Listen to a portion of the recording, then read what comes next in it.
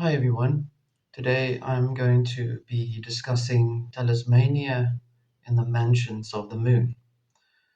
It took a while to get the title for this particular piece of work because it relates to so many other things that we've discussed or that I've discussed prior, and this relates to the deep stuff material as well.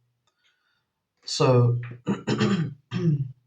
I would like to shed some light and bring some clarity on a few things that we need to look into uh, with regards to magical practices, but not so much itself via spirit enslavement and a whole host of other things that I'll be bringing up as well. You have to understand the entirety of the work for what it is. So, in order to understand spirit enslavement metaphysically, and in light of the Torus model or the energy field, which is Torus, which is a Torus model, we would need to look at how light penetrates into the trapezoid. Now, before I continue with this, I first want to say thank you to all the people that have subscribed and have shared the work and have been proactive and in communicating and connecting with me. So, and thank you for your support, generally speaking. Um, in order for us to understand spirit enslavement, we need to understand how it operates. But before we can understand how it operates, we need to understand how the uh, way in which the Torus model is used in this specific topic or uh, process. We need to understand how the energy fields work with light, because essentially you'll come to the point later on where you'll understand, where you'll realize that it is based on light and the frequencies of light or energy, as I've said before in the deep stuff sledgehammer. If you do not understand any of the work, I would urge you to please go through all of the videos, more so the deep stuff ones. And if there are other things that are much deeper, then go to the other videos on my channel as well. So, in order to understand spirit enslavement on a metaphysical level, we need to understand how light hits the torus model or energy field. We would need to look at how light penetrates into the trapezoid. Obviously, it will be through certain angles, as I've said before. And since we are looking more in depth on how the frequencies are generated, we will also then be looking at what is used to produce the various degrees of light or frequencies, such as primary, secondary, and tertiary, and the frequencies of behavior, such as what is evil and more on that, the morals around that. So it'll be a metaphysical discussion on that specifically. In light of the above said, obviously, we will need to then look at the importance of understanding what spirit energy is for itself, and how the enslavement of spirit energy actually happens with some examples. And we will be looking at the examples of spirit enslavement in images, sigils, symbols, talismans, ideologies, belief systems. This doesn't mean that I'm going to be going through each and every symbol to tell you what it does, because I would expect you to figure it out yourself if you understand the bottom line of it. Um, Spirit is enslavement in talismanic magic, not in so much, like I said, in depth, but to give you examples of it, much like the spirits that were enslaved in the Lesser Key of Solomon and many other materials that require spirit activity to generate a specific process or thing that people seek from it. So spirit enslavement is also astrological magic, with some examples on the lunar magic, which will be at the last part of the video. So, how does light travel into the trapezoid? It's very important to realize that light in itself is based on evil. I have to bring evil up because it comes up. Okay, it comes up a lot if people start to investigate in these things. So I'm bringing it up as how it would present itself. So light is a form of evil, or evil is a form of light, but it is not exactly light as you would experience it or think it to be. It is really just based on energy, but I'll explain that a little bit more in detail just now. So, evil operates as a secondary form of light or frequency by way of how light penetrates through the trapezoid or the diamond shape. This example is the one with the black and white one-dimensional image of a diamond shape, which is skewed and nested in the torus skin. If you don't understand what I'm saying, please go to Deep Stuff Beyond Thunderdome and then make your way from there onwards back to here. So we also know that light emitting from the infinite original creative force, or the one, or great spirit, or however you want to call it, is infinite and constant as it radiates from the imploding and exploding radiation of energy. Okay? Think it could be like sort of like a sun, but you can't assume that it is a sun. Okay, so don't even decide that it's a sun. Just think of the process of the mechanics of how it works in that way. It's just an example. So it is an infinite source of light or energy.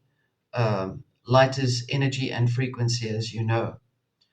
This light, once emitting from out of the infinite force of energy or great spirit, travels or radiates outward in a constant pulse. And just so you know, I use the word great spirit because it is my personal reference to the infinite original force of light, of presence, of infinite energy. However you want to put it, I'm using the word great spirit for it. So that is my personal opinion.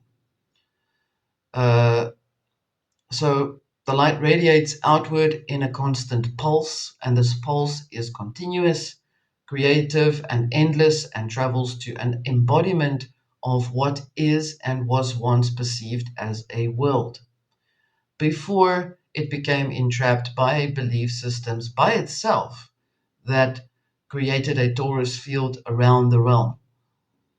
Okay, so the fabric of energy, I have to use it in that way to explain the fabric of energy which surrounds all energy is ether. Okay? But once it comes into contact with the first stream of light or energy, becomes illuminated and charged, even affected in some way, much like lightning that hits on a specific place of the ground, where it then radiates um, an energy called luminiferous ether, and I'll explain that again much later. Okay, and the speed is not one of slow motion, and I'm explaining it in a simplified way, but you have to see this as a constant motion continuously. Okay, it is continuous but pulse like. This is what they tried to simulate with CERN. They tried to do the same thing, but CERN became an aborted version, which basically mechanically was much like an idea of the demiurge. That's my opinion. Okay, I'm not going to drift off to CERN now. So coming back to luminiferous ether, and I'll explain it again. It was explained before, and I'll explain it once more, but much later, so you get it. The first stream of light as energy being infinite and described as on, on, is always active and creative, is infinite and is always perceived as first or primary. So when the first stream of light or primary energy hits the torus skin, the primary light or frequency breaks into the field of the torus field or skin. I wouldn't say break, I would rather say permeate, perhaps. And this is known as the second version of light. Already it becomes diluted just by hitting into the tiles of the skin of the torus. Okay, and this field has tile-like features because of the forces that run along it. So you will see in the image or the diagram of the torus that it will show you those little nests of trapezoids or diamonds. Okay, and that's what I'm talking about. It's coming into there, right? Um, the second stream of light hits into the torus tile or trapezoid, which holds and disperses light. This now is the or becomes the tertiary diluted light frequency. So don't forget that the tile nested in the torus is light and dark at the same time or simultaneously. Okay. And the light that becomes fragmented even more or dispersed even more. So the reflection of the scattered light breaks down to even more diluted versions and aversions of a once pure stream of energy. This explains why some people can feel familiar with things and why others can simply do not at all. So there is a recollection of something, which means it depends on where you are on the scale in proximity to the quality of the energy that comes to you. This energy or light gets absorbed by the system overlay or the crystallinum. The celestial bodies are also being radiated or hit in the same manner while radiating into even more colorful light frequencies. So the crystallinum is made up of the frequencies of light that penetrates into the center and converge and decompress in and out like a pulse, but forms structure, sky and water at the top and base. This does not mean don't run off that I'm talking about flat Earth at all. I'm talking about the form of the way the energy works in this realm. Remember that there are some who worship the trapezoid. Obviously, we know of those, referring to the last video in and also in the Temple of Set and the rune stones deep stuff. Go there if you need to understand how it's done. Light in itself, as it permeates into the torus skin and hits the trapezoid, is bent or broken up, misaligned, and misfortune and misformed by way of the centuries and older worshipping of certain themes, such as Babylonian magic. Well, that's misfortune, all right. Who had created with each age their own astrology. It's very important, this part. Each and every age, with its people, create their own version of astrology. Astrology is not the same as Egyptian astrology. Babylonian astrology is not the same as uh, Egyptian astrology, and so we go. When Ophiuchus was put into the zodiac or placed there, it upset the astrological sky clock from the previous age. It basically did it deliberately, it knocked it off. So uh, it alters the frequencies and the patterns within the system.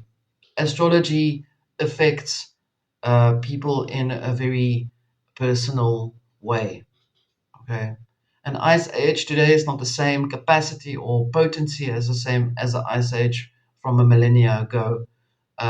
These astrological magicians or magicians that dibble dabble with astrology, that keep altering it by way of their own agendas, is part of harnessing or enslaving spirit energy because the celestial bodies also have spirit within it. And these were also known as archons. So, and that's the Greek explanation of heavenly bodies or celestials or planets, as you would call it, but I'm calling it celestials. So, um, these are in houses, and these are active spirit presence within those. As much rituals and sacrifices have been done in order to harness the power of certain celestials during certain rituals to achieve a certain something, which is always sadly related to either taking over the world or controlling it in one way or another. It's always material based. So there are those who are known and unknown for the most part that have been the scribes of the centuries to indoctrinate the zodiac or the information of the zodiac. By that, it's possible to dominate the realm by way of dominating the astrology. The splintering of the energy literally becomes more and more polluted as it hits the myriad of symbols that are used in languages and images seen in the angles of the light as the luminiferous ether hits the tiles. Okay, the way the light hits the tile creates the light that you are connecting with. Yeah. So new languages are formed from Judaic languages, for example. Came other languages such as Phoenicians. I've spoken about this in Thunderdome. Uh, then others would see languages such as runes, for example, from the same thing. It just depends on how the light is broken up into the way the trapezoid is hit by the luminiferous ether. Languages are also based on symbols and images. Languages can be used to control you as well. So the Incas, interestingly enough, worshipped the trapezoid in the form of diluted light, where they were able to see the gears in how it was formed. I would say their depictions are formed as the speed of the trapezoid had started to come into formation. So perhaps that's why the images were that much more developed in terms of their focus on the sun and the light that hits it in a specific way, the way it hit them, for them to be able to draw up those images. It's just an example. Um, their last prediction was probably in 2012, or was made up to be set up as 2012, but obviously, I actually think that they foresaw the enclosure of the trapezoid because I think that's how long ago it's been going on. Um, that's just speculation on my part. So we know that as light hits the trapezoid, depending on who and what has been cooking with the images, of course, I'm being sarcastic here, runes or Judaic or Aramaic or Phoenicians, irrespective of who and what nation or culture has created these things, these civilizations had to maintain beliefs, their own beliefs, for their sky clock to secure their reign of that age. Okay, it's about controlling the age by controlling astrology, and I'm calling it sky clock because it's an apt word for it.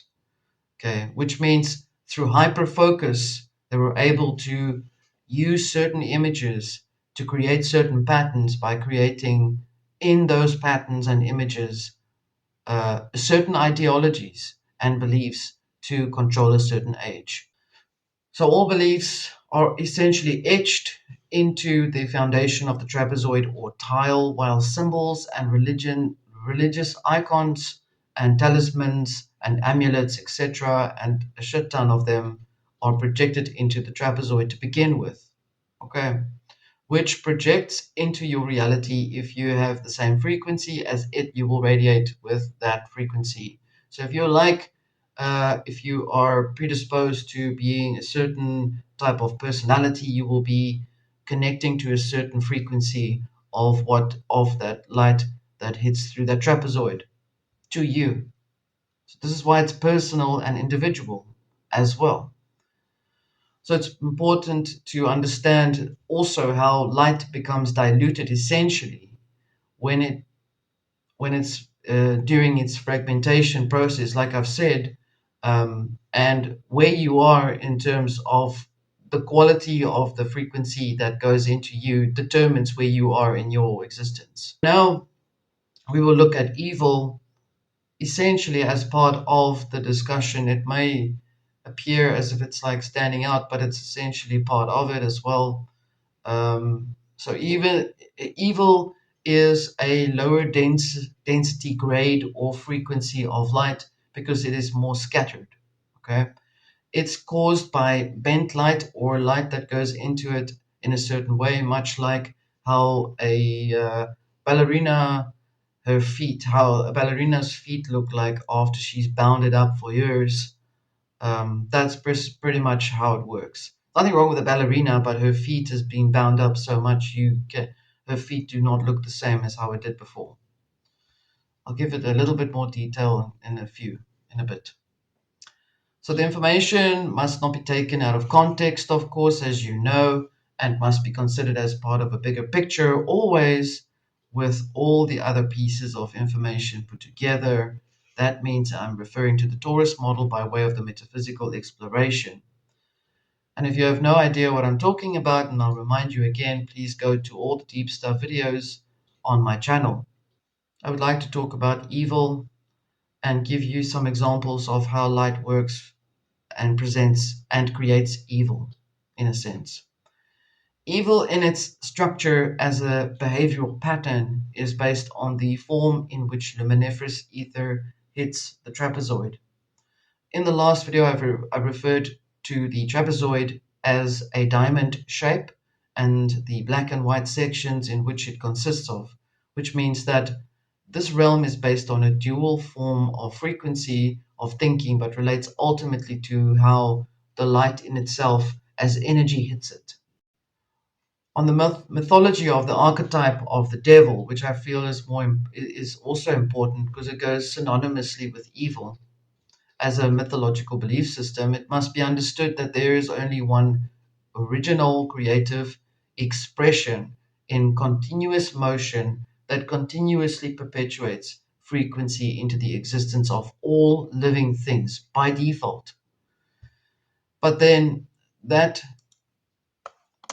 there are many other concepts or beliefs and systems around receiving that primary light where it starts to become diluted to form other belief systems, such as for example, the Yahweh entity, which was none other than just another facet of deterioration of the light frequency, in which people had to believe themselves to be this singular deity god, which was a thunder god once upon a time, and changed its shape so that it had to have many faces, which meant many people who will wear the mask of Yahweh and be the Yahweh ever present, omnipotent in at that time.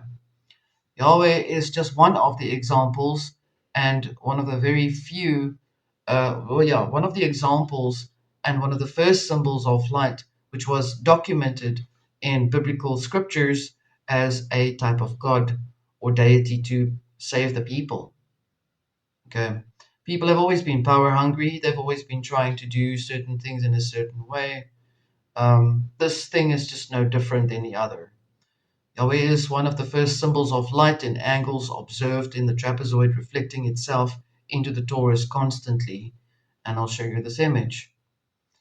You will see the example of torus with Yahweh inside it by way of angles of light. Just because light touches nature does not mean that it's related to godlike entity either. It is merely an aspect of harmony if in a certain order or facet. Birds, bees, flowers, food, whatever. These are examples of an order or facet of how light touches it in an individual but also collective aspect. So the idea of the devil or Baal exists in the same principle as a collective form of individuals believing that they must act the all omnipotent presence of that very thing that they are worshipping because that's how people work. Likewise, the belief of a son of man who came to be a savior in numerous counts all over the realm. All are people who believed in a certain system and were affected in a certain way, but somehow people prefer to worship a man and the man's actions rather than the man himself, who was also worshipped, sadly, and he was then deified as some sort of god.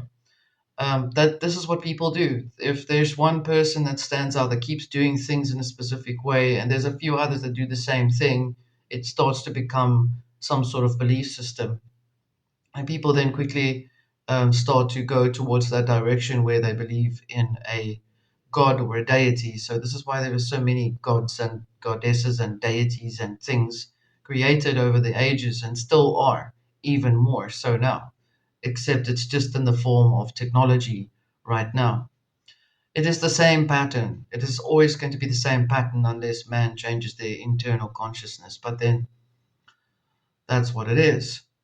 So evil as a choice does not come from the original creative force. Understand it very clearly.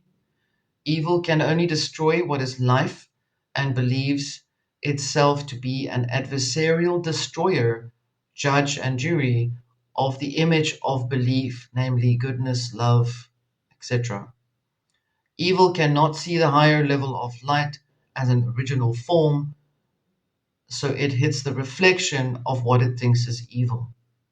Evil only sees reflection because evil only has itself to look at. So evil is like smoke tangled up in mirrors of its own reflection constantly. In essence, it does not hold any power, only choice to act on impulse. It's the choices that create the damage. The difference with evil as seen itself as a destroyer or to exact a certain principle is held in choice. All that it destroys is based on image of itself perceived in another person or thing, like seeing your face on 100 people and you keep stabbing away.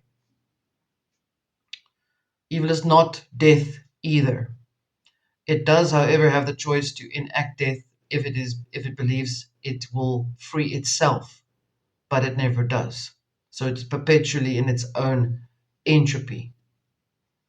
Entropy is the absence of frequency. It keeps going down, so it keeps drawing energy down, and it forms its own cycle. The original creative force is life, destruction, and chaos, and death. These are energies that relate to the original creative force. These are the basic fundamentals and principles that are often misunderstood and are often filled with flawed mythologies and belief systems. The devil can be related to the anti creative force or the entropy of something that is original. And this is collectively evil. But the devil has so many faces, of course, yet its form of energy is secondary to anti creation, which is like evil in a denser form. Okay, it's death and rebirth that is coherent with the original creative force, not anti creation. Anti creation exists as something of an anomaly because creation in itself has life death in it. So there's no reason for anti creation to exist. Okay. Anti-creation is the absence of energy but exists in a collective form so that it alters creative frequencies. And that I would say is related to the parasite.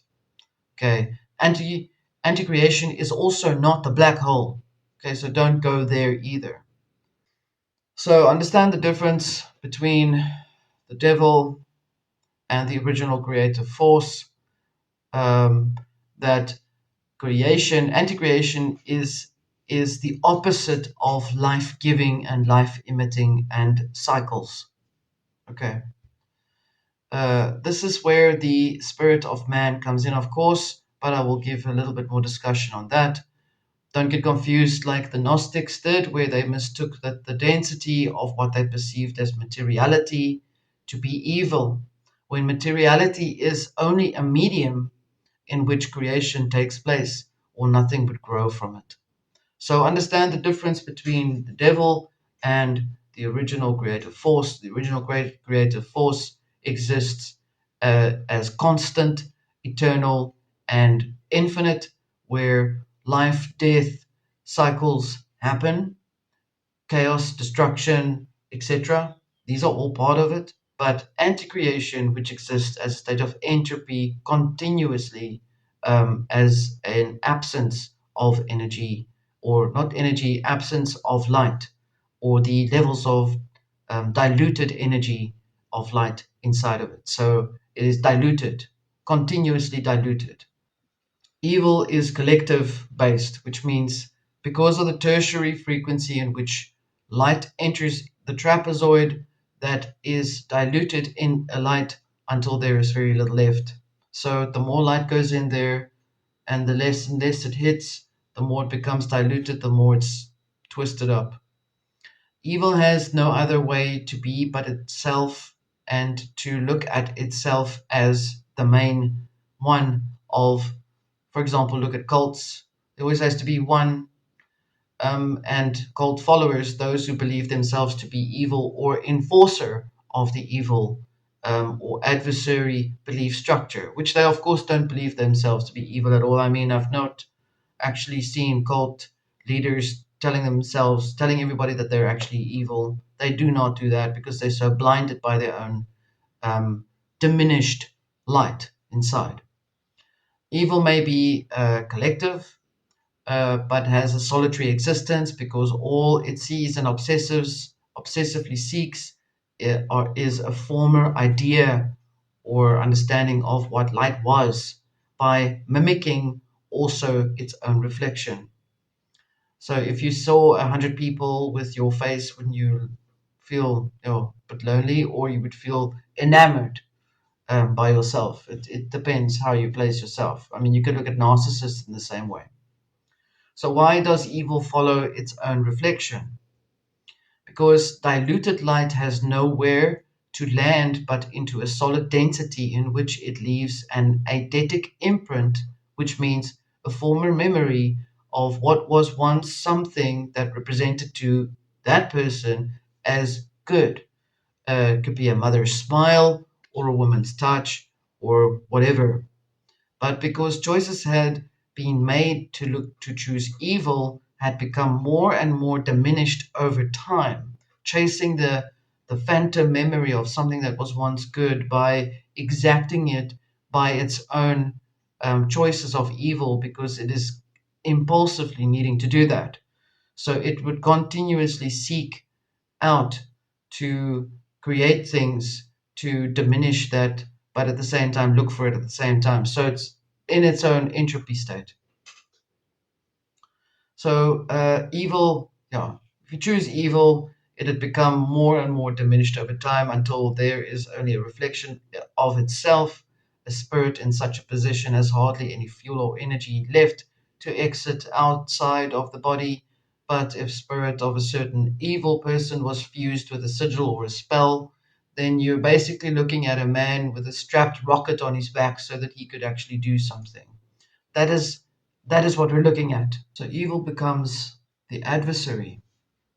So evil chooses itself to be an adversary because it's based on ideology or belief system, which is based on choice. Evil is a belief because of choice, because choice exists, because goodness is also a choice, as a belief of choice to exist. Both are choices, and both choices spring from the ability to know that the choice comes from the principle of free will.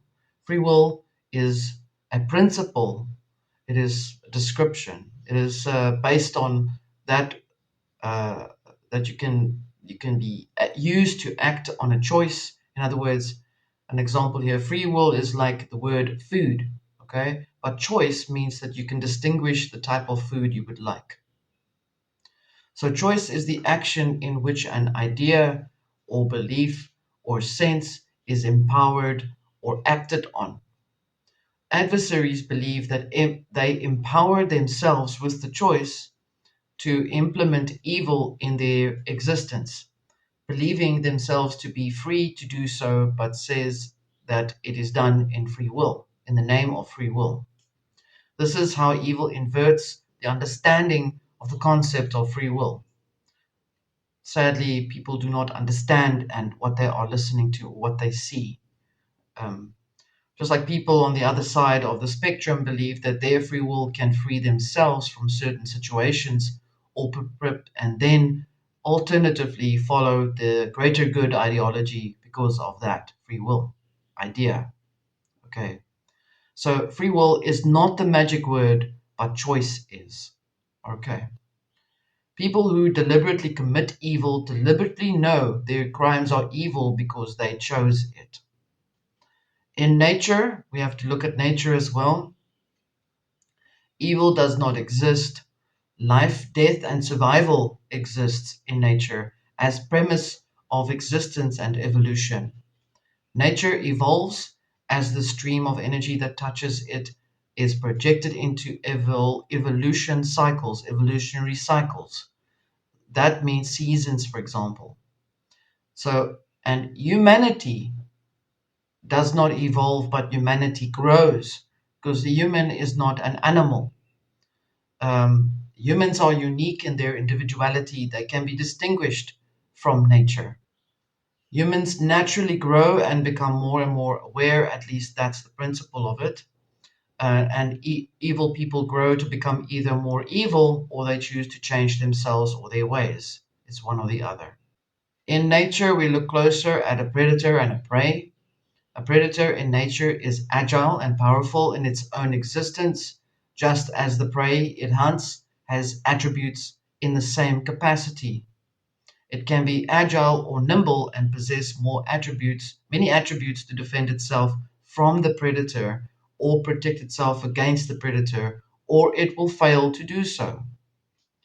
The predator does not choose to hunt its prey. It is naturally adapted to survive by seeking out a certain prey for its own survival. It has no premeditative desires.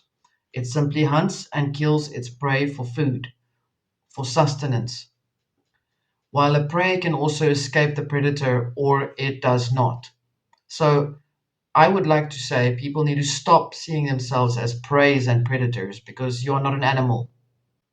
The light that hits into you a certain way hits in humans in the very same manner, but you choose to behave like a predator or a prey. Your choice.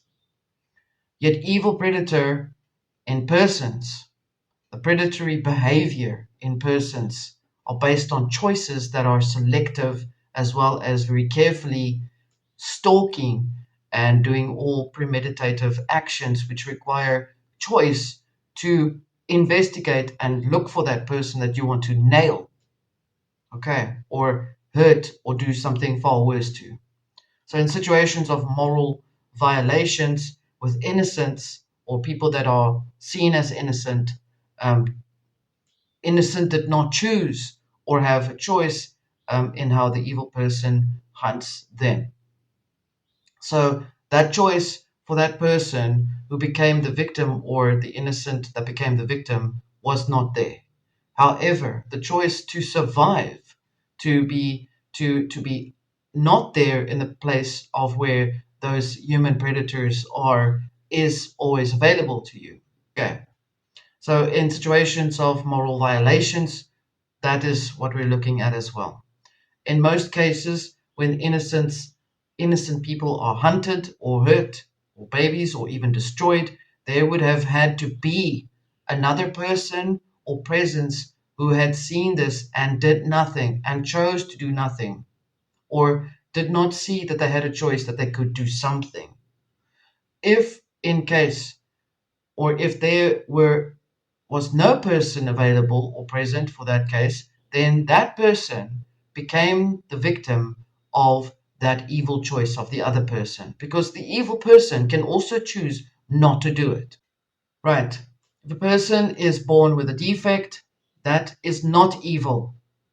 That is just based on the defectiveness of the genetic structure of that body. And it has got nothing to do with the original creative force. Creative force sends energy. What you do with it and how it happens for you is up to you. If a person gets sick or dies unexpectedly, that is not evil. That is also not because of the original creative force saying, okay, it's your time to go. It is because the time to go, prepared or not, has happened for you. That is part of your makeup. Free will must not be confused with entitlement because that seems to happen. As it was in the beginning of the original realm, all things were permitted because of free will. It still is. There are remnants of it as we speak. Entitlement is what you think and understand from this material. That you may think the same as Aleister Crowley when he said, "Do what thou wilt, love under law," is not the same thing. This is entitlement, not free will. Do what thou wilt, love under law is entitlement and using the law in the way that you see fit, which we know what happened to Aleister Crowley, right? Obviously. And this is what they're doing right now, is they're seeding your mind with those beliefs. You have to give up your farm so we can take it over and, throw you over the side. We'll manufacture the food for you. Free will is the ability, like I said, is the principle for the ability to make a choice. What comes out of that choice is becomes willful intentionally, and that is what it means. Love under law, okay, not the other way around, not the way that it's been propagated. Free will related to willful choices but also reclamation of the ability to become whole leads to you eventually finding your birthright.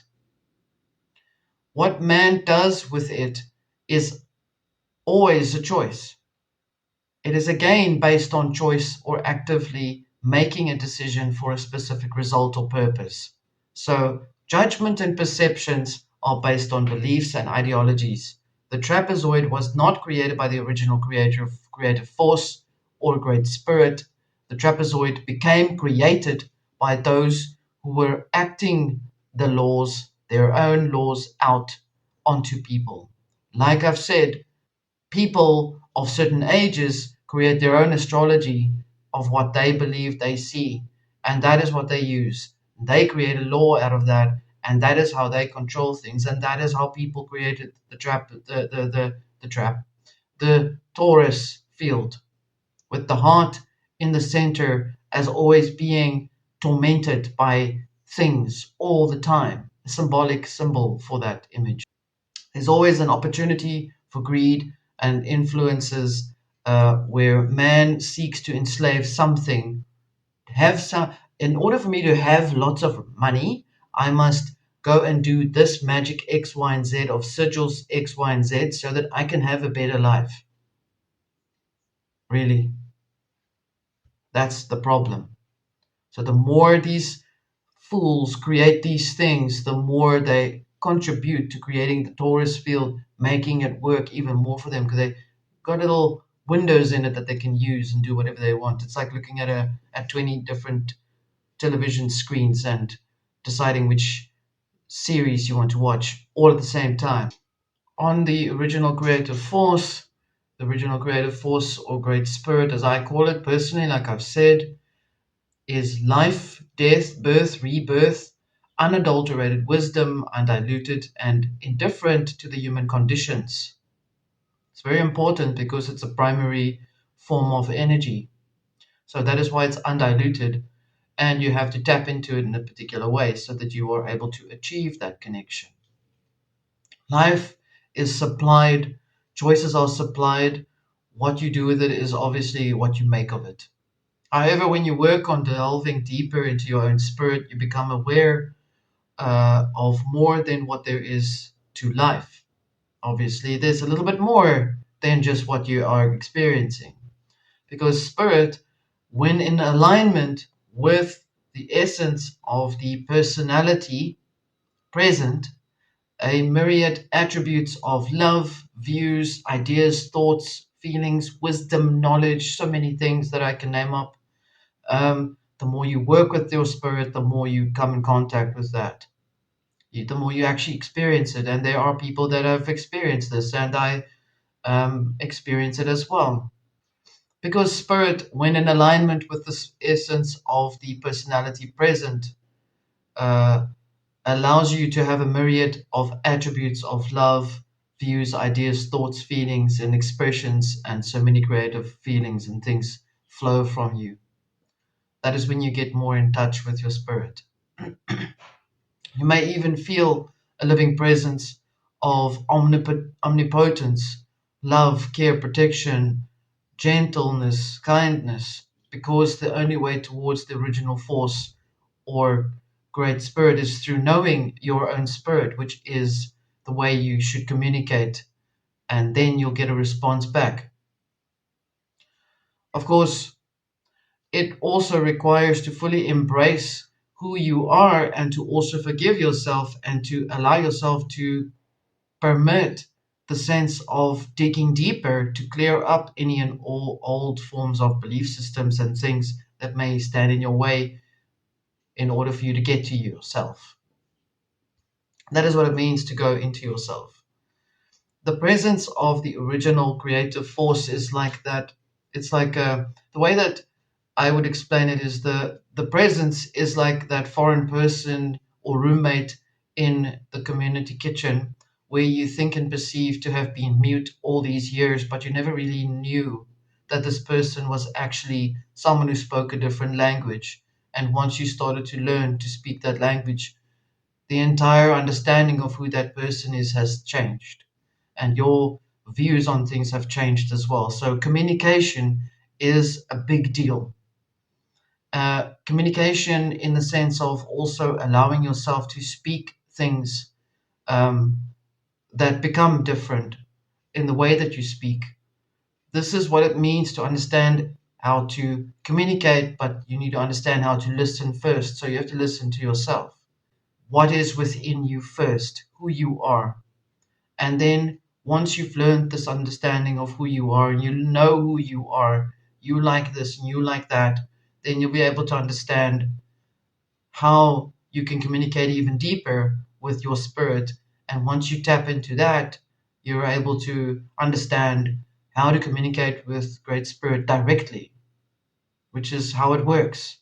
Therefore, it makes more sense now in understanding choices because many choices become willpower, like I've always said, and is within the ability to know that you actually have choices, or at least strive to mark every choice in your life as something that helps you to determine your intentions.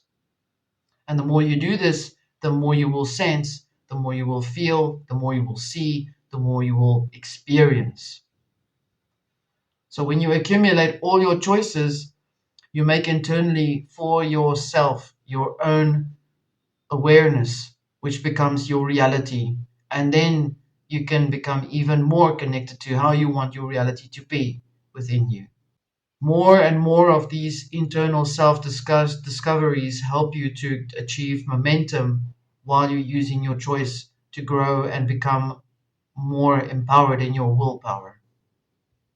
The law or the love under law, that is that. Not love under law and then I can go and do all kinds of sodomy things to people and things. That does not mean the same thing. I hope you get it.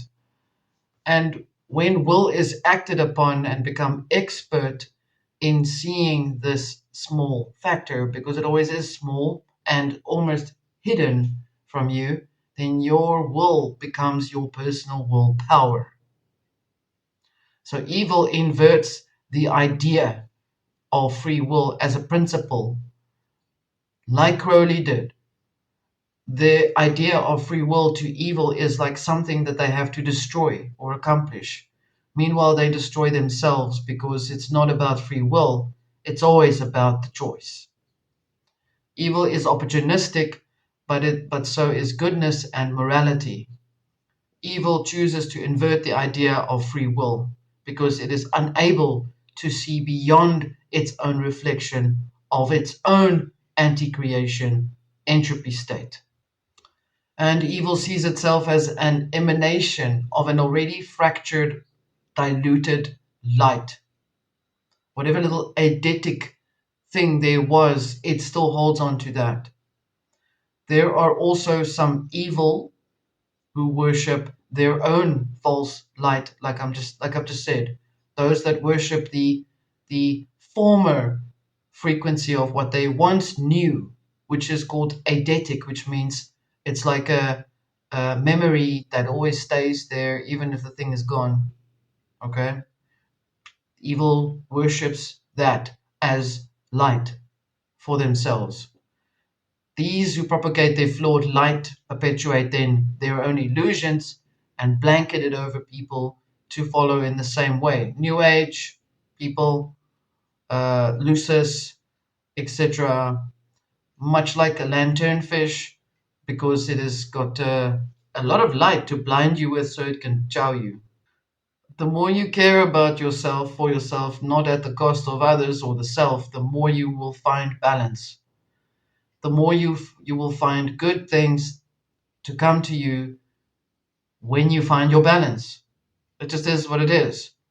But do not do this because of what you want at the end of the day. You got to do this for yourself because you are working on who you are first.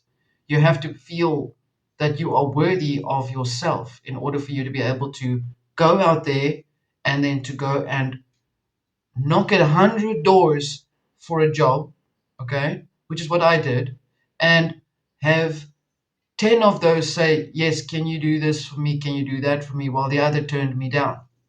This was many years ago. I had to work on myself to be what I wanted to be so that I could be visible. This is how it works. The more you care for yourself, not at the cost of others or the self, the more you will find balance. The more you will find balance inside of you, the more good things you will feel and experience. It is a fact. If you do it at the cost of yourself to gain something else, then it will not work. Just keep that in mind. Loving yourself to get the next million or to have that home or that property will not work. They who control or do things in an evil manner do not see their acts as evil. They do, however, see themselves as adversarial.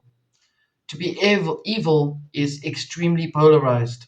To believe that you are holy or advocating to save the world is extremely polarized in the same manner. Polarization is part of it. It's extreme and fanatical, and there are many fanatics who propagate that wish to save the world or to heal the world, likewise for the evil contenders in the same way. It is exactly the same. The evil ones wish to crush creativity, self love, and care. The holy ones believe that if you are very creative and you self care, that is evil as well, or that you are reflections of self love is seen as egoic or evil.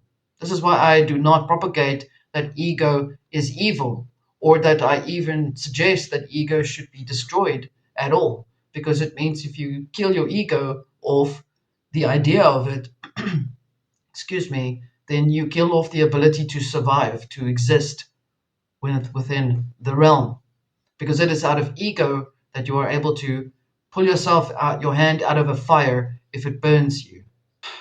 Both do things evil in both parts, polarities, poles, the extremists of one and the other, and these are extremes, do things in their own manner to justify their deeds, but it is always done through sacrifice or crucifixion. It is the same thing. And both poles are hell-bent to destroy anything that is based on merit in terms of the internal in on merit, especially if you do things on an internal path, because then you are a threat, because then it means you don't have me in your life to control you. That's how it works. Both are also equally invested in you as well. They are more invested in you than you are in them, believe me. They also have you live in their heads rent free, more, almost 99% of the time. In both poles, you will find murderers, thieves, destroyers, and abusers in one way or another. I mean, just think about it logically. Both with you or to use your choice to fulfill their paths. At least you, what value can you give me of your life that I can do what I want to do? What can you give me so that I can do my life? Belief systems choices. I'm indifferent to these poles to any of these things, and I would advise you to apply the same indifference. Learn to discern. Like I said, they invest more in you than you do in them. If I'm in the presence where I can intervene to help something or someone, obviously logically, in a situation where innocents are being disempowered, then that is what I will do. I will reach in to assist. That is based on focusing and connecting on that space, on that process. So in both poles, there is worship taking place, sacrifice, venerations, and rituals, like I said, and also crucifixions that are done in the name of an importance of the image of what it is that they wish to propagate into your consciousness for you. In case of evil, remember that to be seen as an adversary means that they see themselves as the judge and jury and executor, flipping it. The others who see themselves as holy do the same thing, the very same thing. Whether they believe themselves to be godlike or angelic or demonic or evil. No difference. Both sides do not believe anything is evil about themselves because they're so hell bent on their own diminished eidetic light, that thing that they thought formerly that they had. Meanwhile, the more choices they act on create more and more distance from that diminished light. Once upon a time, evil people, in no matter which pole they sit on both sides, believe that they control one pole with a polarized view of either dark or light, and have to live out an image of either the adversary or savior, which is another belief system. I think you get the idea now. So, where do you stand in this? You stand in the middle.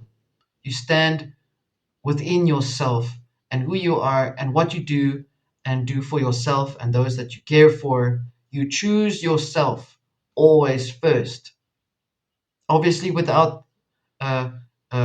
without the cost to others. Otherwise, you're vain, and you are exactly the same as the evil ones. You work on your wisdom. You work on your internal knowledge. Your ability to connect with your spirit. You investigate yourself. You actually enjoy the journey of going on an adventure to discover more parts of yourself. Now we're going to be looking at the importance of spirit. I think I've said enough of evil, as much as I could. So, the importance of spirit, nothing in this realm exists without spirit set intentionally in place to determine materiality to happen. In other words, everything happens internally before it happens externally. It is a fact. It is a science. That is a law. The frequency of the primary light, not the false rays of light rainbow worshippers, the Lucis triangle worshippers calling themselves Lucis Trust, or whoever they all are, New Agers, Order of the Star, etc., etc., etc. These are all rainbow worshippers. In other words, rays. Many they worship the reflection, the refractory light coming out of something that is original, and that is tertiary because it's lower grade. It's even less um, um, helpful. It is more dense than it's just colorful and dense, much like they are. And yet at the same time, behind your back, they go and connect with little things on a magical way, talking to spirits and things to conjure them up so that they could have a personal belief of communion with something that is great, calling it ascended masters or whatever you want to call it. Today we are melting down and making null and void all the masks and all the flawed frequencies of false ideologies and within the proverbial lake of fire. Think on this as a type of return to sender, with garlands, of course. In spirit, spirit is the highest energetic frequency that exists within the human form, cohabiting with the soul as well as the mind and body. The soul is the frequency or operating system like a satellite or wanderer of worlds, in which this world is one of the worlds that is wandered through. The soul keys into the journey of the experience while being guided by the spirit, in that order, not the other way around. Everything has a soul, but not everything is aware of its spirit. The higher self is also the foreground or the front piece of your spirit. It is the mental part of your spirit communicating with you. The importance of knowing what spirit is, and that when the spirit is united with its particle that was sheared off of it, which I'm calling Telos, as a way of describing, which I will explain just now, uh, allows you to become whole. Once you're able to attain that little particle that was taken away from you. If you don't know what I'm saying, go to Deep Stuff Sledgehammer and you will understand what I'm saying there. You would need to achieve some serious deeper thinking and inner workings to be able to achieve that ability to even connect with that part that was sheared away from you. And it may present itself in anything that is there. It can be any form. Okay, you must be able to learn to recognize it because of what is inside of you. And once you are able to connect with it, the connection will be different. You will be a different person. I guarantee you, you will be a different person once you're able to connect with that part that was taken away from you. That part is so important that was felt, it was needed to be kept away from you, because if you were whole, you would have no reason to be dominated by anything. You would not be led around to look for things. You would not feel lost. You'd feel whole all the time, and you'd be able to then understand that actually you're meant to create your own reality. You're meant to create your own world where you are able to go forward in the same direction, much like the original great creative force permits you to do that because it is inside of you. It's a very important thing to understand that you're not meant to. You can go back if you want to go back, but you have a choice in also using that energy to create your own world. Spirit, in its essence, is your original self, who you are when you came from the original form of the spirit, and when you came in here and when you started to propagate and became what you were. However, the story about Adam having a fig to protect his private parts, and Eve in the same way with the fig leaf is the particle that was removed from you and placed into one place away from you so that you would feel naked if you didn't cover yourself. The fig leaf is the notary slip of your birthright that you have, which is wisdom. There is no proper man name made man made name to describe the process. I'm using the word telos as an example, but I'll explain it like I said just now. The spirit is an aspect of the original spirit that has originally lived within a realm which, as I've said, was not closed. It was freely open for the existence of exploring and developing creativity. That was before the human endeavors started to change and alter things in the way that they felt best, which is most probably like the way that it was done, but it was breaking quite a lot of rules as well. So free will can be manipulated, as I've said before. We will look at the meaning of the word telos much later, where I will explain about the sheared off particle of the spirit, which is just an abstract word from Aristotle to describe a certain state of being. So, on spirit enslavement. And there is a video that I've made a few years ago called Spirit 101, and I'll put the link at the bottom, much like every other video that I've mentioned here. The importance of the spirit, or what its value can mean to the practitioner. And when I say the practitioner, I'm using it loosely to describe that it could be priests or wizards or sorcerers or whatever uses with or works with spirits. people that have passed away. That is what it means. It just depends on which end of the society, obviously, they put themselves in, because they can be philosophers as well. Don't be fooled. Yeah. I've brought this information up before, where I explained that the worship and rituals done in the images, using an image of a person or an idea, can get hooked into or assigned to a spirit, which is invoked in the process of the ritual to fulfill a certain function or task. Uh, this violates the actual right of existence, whether it's in the physical or in the metaphysical spirit realm. Remember that that part that was sheared away from you is part of your birthright, which was overlaid and invested in, with or without your consent, in the past before you even came here. So this could relate to old belief systems. Go back to the Fire Walk with Me series on contracts, because that's how it happens as well. You can be duped into a contract whether you're aware of it or not by just saying, I agree. Okay. This is why I never ask you or say anything, do you agree? Because that's not, I do not put you into any contract. You decide this for yourself, you work on your own choice.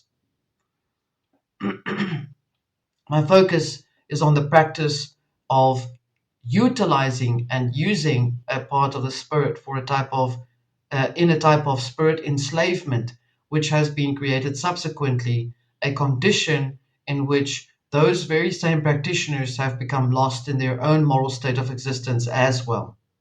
Not even to mention the energetic trauma for those persons who had passed over, who have believed in some heavy duty belief system, obviously before the time, and got sucked into ideologies, magical houses, and incantations, and prayers, and stuff like that.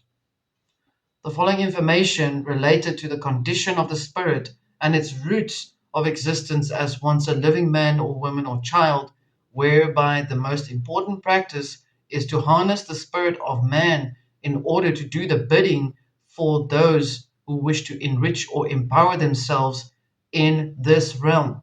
Because they know, just like you now, that everything that has to happen in the physical has to be done in the spiritual first. This is why it's so important to discuss this material with you. These were practices of spirit enslavement. I'm calling it that. Actively choosing to worship the dead by way of praying and summoning a spirit under the guise or a name or a title of a god or a demon or a deity or even angelic presence for material gain in some form, for material manifestation, or for some purpose, which will be in most cases, always material based or founded through ritual, which they call natural rituals or ceremonies, calling them even as far as nature spirits, and then placing these spirits onto themselves through images, sigils, egregores, or talismans or amulets, their own images, to achieve some form of power that they seek by way of their amulets, which are physical things like stones and whatever you want to call it, sigils, egregores, talismans, forming belief systems that create indirectly wishes and desires that can be fulfilled. This is called spirit enslavement. What if they didn't know that those things that they were summoning were actually dead people? Well, then you have never had an actual face-to-face communication heads on with such a being in a spirit form, because then you would know. You would know that when they come to you in the form that they do, that those are masks that they have been placed upon them to appear in the form of a demon or an entity to cause you disruption or disturbance. It's just a person. And if the person was a bad asshole, then he will have asshole qualities to his office that he carries with him. The same with people that were good. And when they died, they were also put in some vestiges of beliefs of angelic levels of messengers. All spirits of people, all spirits from people that have passed over have not been able to achieve rest. And it is more apparent now than it's ever been before. Because back in the day, long time ago, perhaps hundreds of years ago, it was more prominent to actually have communication with the person of the deceased. You could actually see it. The journey of life that, well, because there are records of it. Okay.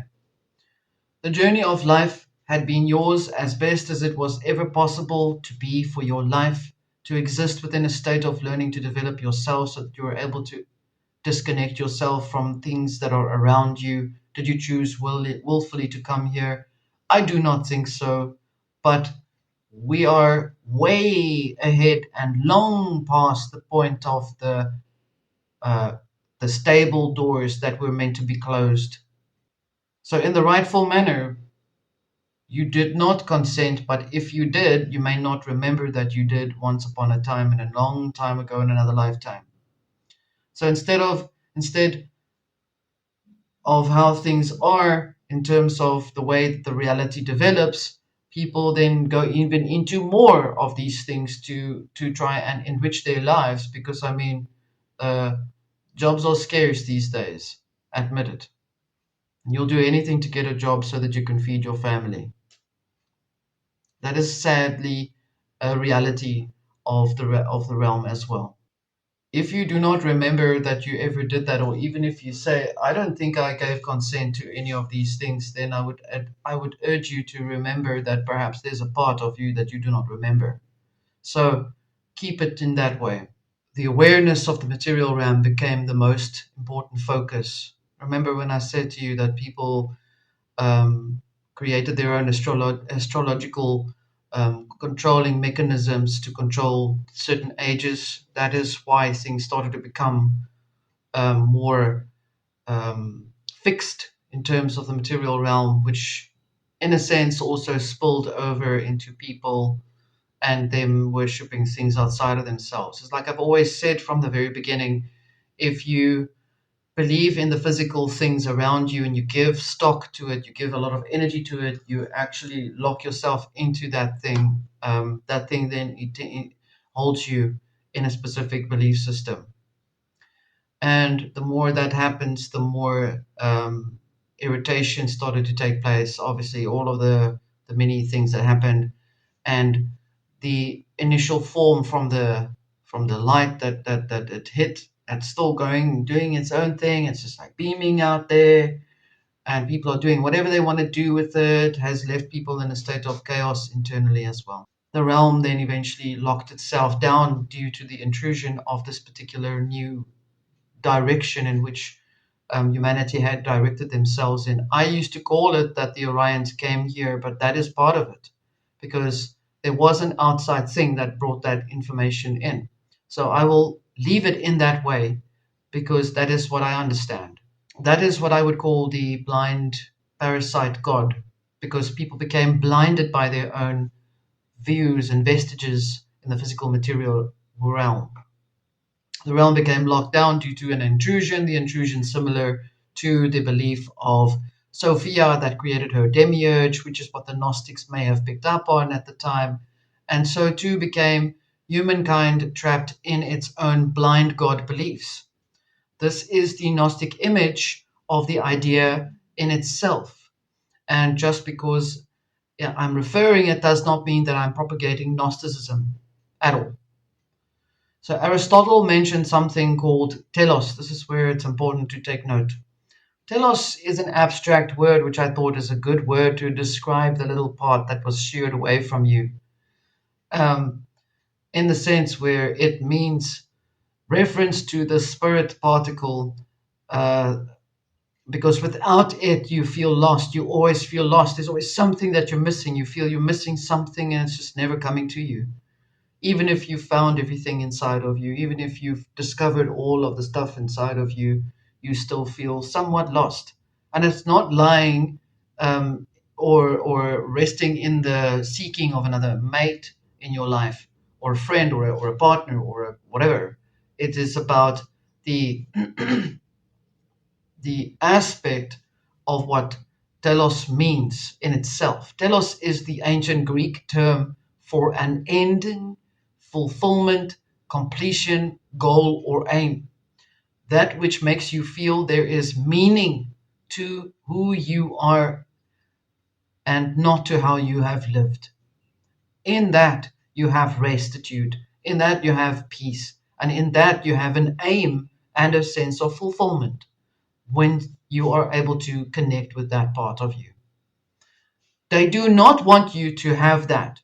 They want to throw as many things in the way for you to not be able to access your telos. And I will explain that a little later. The more important factor to understand is that the telos may appear and be identified as even the demiurge, or a false reflection of something else that covers it so that you are unable to see it. It is the proverbial example of where Abraham had to go and sacrifice his firstborn son, but when he looked up, behind him was a ram caught in a bush. That is a Christian mythological explanation of a person noticing that his telos was behind him in his past. And by that action, very action of what he was doing, he recognized that it was there. And then he was told, okay, take the ram and go and sacrifice it. So he took his telos and sacrificed it. Sick, isn't it? All in the name of laws, all in the name of how they want you to not attain a full wholeness experience, a full ability to draw your telos back into yourself. This is where I always say gather yourself towards yourself, because that is what is essentially meant to happen. The more the most important factor to understand is that, like I've said, the belief in the demiurge as also the hidden thing or the hidden entity that you may never ever be able to access. But when I did, I noticed that it was actually just part of something else. And by me realizing that, I was able to dismantle it within myself. I didn't do it for anyone else. I did it for myself. That's my personal experience. So I want to ask you to not narrow your thoughts down to only what you think you see, and that must be it. And you just want to know what's evil, what's bad, and what must I do to get out of here. Don't go there, because it's not that simple. Then you're in the wrong place. Think deeper. Pause even the video if you must, and grasp the understanding of what I've just told you. Another example is H.P. Lovecraft's own Telos that he wrote and described as Cthulhu, the most feared thing. He never could sleep with his lights off, just so you know that, because he scared himself shitless of himself. So, do these telos exist as freestanding entities? No. They are all tethered to the people that are here. Think of your telos as attached to you like a kite. Okay. They can't sever it from you, because then you may not even exist here. They're trying to. They want you to have your telos still functioning, but they want you to become invested in something else so that your telos can power you up on this end, or them, actually, rather. You see, your telos is like the coin that you put into a slot machine to give you something out in the outcome of that, but I'll explain that just now. So, Sophia is the feminine representation of the spirit or the soul. The soul is feminine, but she turned her back on her spirit, which is, or the spirit, which is, or she turned her back on her father. That's the mythology, where you basically your soul goes away from your spirit. That's what happens, and then you go and create your own little demigod thing, and that's your thing that you worship. And that's how that works. The demiurge is your little demigod belief of blind faith at that time. Let me just say, it's all of the stuff that you believe in. If you're able to connect with your spirit, You connect with the connection with Great Spirit, if you're worthy of it, of course. And once you're able to connect with that, you're able to access your telos, and you can draw your telos back into yourself. It is done. It can be done, and it is how it is done. And then you're able to have yourself freestandingly exist, and you are basically becoming untouchable, and you can create your own world. That's how it's really done. You have to be worthy of it, though. You can't do it mechanistically by using magical rituals and shit. You cannot do that because you just make yourself live here in more, longer, deeper, whatever. The telos, or the spirit, or the part that was removed prior to you entering into this realm, symbolically referred to the foreskin as well, or going through circumcision, is metaphorical for what was whole once, and what was created in energy and then severed so that it is unable to create properly. So in other words, when you enter into this realm, you are essentially metaphysically presenting as masculine and feminine principles within yourself, your whole. Once you go through the birth canal, uh, the way that it was done was that it shears that part off from you so that you are unable to attain your fullness, your wholeness. And that part is what I call the telos. I think it's understandable now. I used the Philosopher's Stone as a very excellent example for that thing that basically sliced off that piece of skin or that particle from you, because it is the most coveted um, element that, or symbol or image that represents uh, male female unity and being squared off. That squaring off is shearing off that part of you. That is what it means. And more on this information is on the sledgehammer video. Okay. The spirit as a whole being, when entering into the torus via birth, like birthing for a ship to come in, gets shaved or sheared off, and that particle that is sheared off stays behind in the trapezoid of the skin of the torus, locked into belief systems, symbols, sigils, talismans, whatever. Okay. This is why many people feel that they are always feeling missing part of themselves. It's not so much the story about missing another person, it's a part of missing you. You're missing a part of yourself, and you're looking for it in other people. You'll never be happy. You'll never be fulfilled. And almost 90% of people who believe that are never fulfilled in their relationships. Okay, so now I've explained about the Philosopher's Stone, but I've given it more detail in the Sledgehammer video. But the Philosopher's Stone is something that basically is something that carves up the soul, or it carves up the particle from the spirit, that you do not come fully intact. That part that is left behind is used as a token or a ticket, like you pay the boatman to take you to the shore to come here, set up by those before you, the very same ones who thought it was a good idea to venerate symbols and images, thought it was a good idea to to control the ages through astrology by dibbling into the material that is there. If you don't, uh, yeah, as a form of power. This is an evil act, yes. This was not allowed, but they did it anyway. Okay.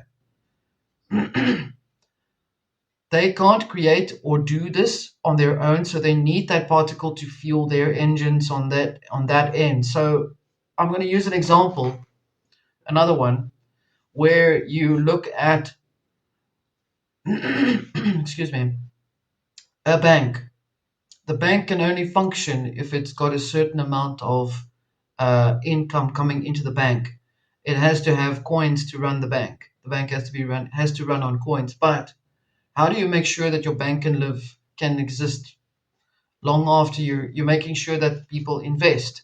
So your coins will then double in its in its value for you over time. So think of the Torus as a bank, and they invest in the Torus to keep it going. So they would need to use as many coins, which are little gold coins, or symbolically the telos, to make it run. Okay, while the people inside of the bank, or the ones that are putting things into the bank, are uh, working very hard in other ways to nourish themselves so they can put money into the bank. Okay, do you see? It's just one massive, slow, entropic thing happening. The more people are focused on these things in the material realm, the more they are delusional by these ideals. This is why spirit and what it means is so powerful, why it's so important, because it is like rocket fuel. It is like a star, it is like nuclear power for the magicians. So when I spoke about the spirit in the beginning of the first deep stuff and followed it through to the Thunderdome, I've been referring that it's vital to understand that the knowing of what Vril energy is, which is the expression of spirit intact, uh, yin yang, whatever, is far more reaching than what is propagated about it. Okay, so the idea is about Vril that they've made up, is they knew something. Okay, obviously they did. They called it Vril so that they could claim it by that name, so that anybody who even says the word Vril, other people have a adverse reaction to it because they think it's based on German control. It's not. There's no other word to explain Vril unless I say Telos and spirit together expressed creates lightning bolts, which is Vril. Okay. This means spirit in its entirety, when whole, like I've just explained, or even in part, consists out of the same energetic pattern makeup of what the original life force or the original creative force or great spirit, whatever, exists of. It is living inside the Taurus is the result for narrow-mindedness, not you, them creating this so that they can pigeonhole you more and more and more, like a little frog inside a pot of boiling water, ringed and tamed, ring-barked and tamed, locked in to exist for a certain purpose. Those are the ones that are trying to control every age, and others who deem it fit for you to live in this way by living off of your energy as well. And what was once a world to live in, it had become a Taurus jail cell. So, however,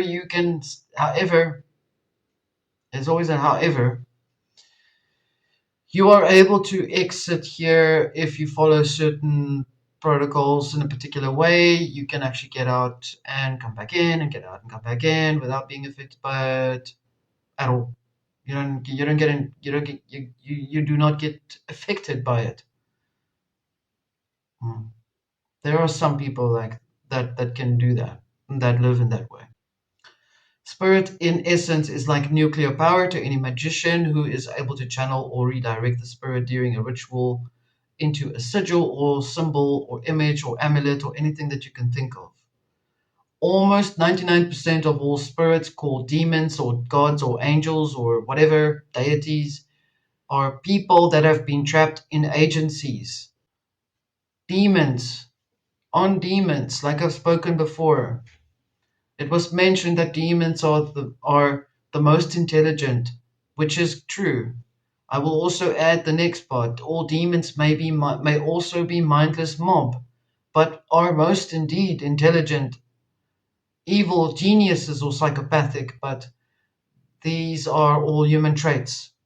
Okay, or human living physical traits, two things that are in a spirited form. You get evil men and you get good men. And they stay the same. You don't turn evil when you're dead. You don't turn suddenly good when you die. It doesn't happen that way.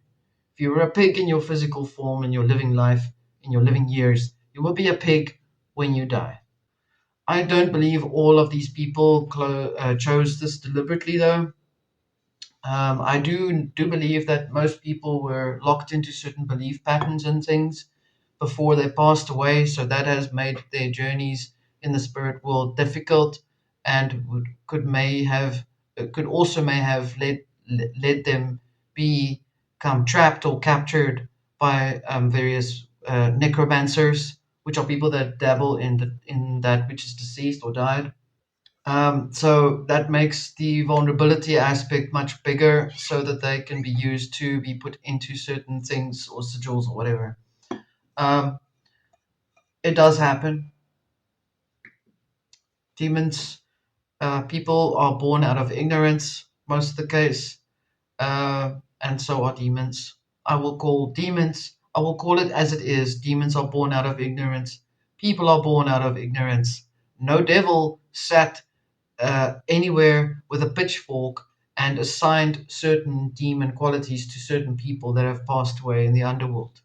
But men and women believe these things, and they've trapped themselves with mythologies and belief systems of these ideas and had given it faith.